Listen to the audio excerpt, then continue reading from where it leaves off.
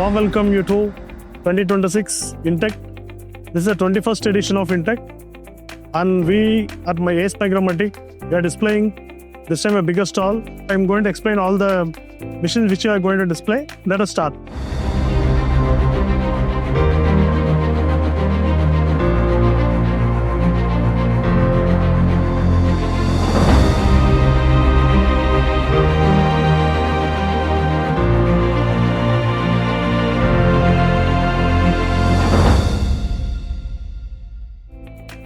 So this is a VTL 300LM. This is a VTL turning lathe with the robotic interface. This is a payload capacity of 165 kg. So idea of bringing this integration with VTL is to attract the bigger customer who uses the component in the heavy segment. So that is why the purpose of placing this machine here.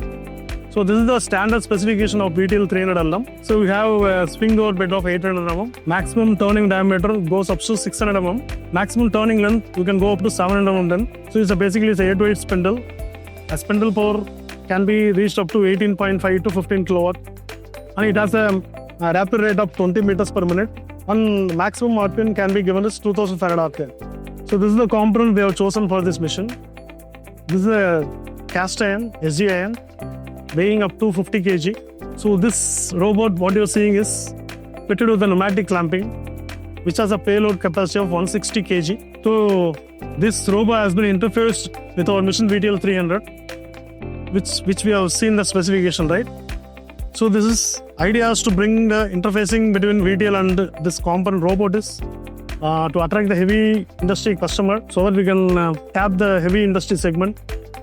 Due to the lack of manpower, productivity, we are proposing this proposal for the customer for the betterment of productivity and growth.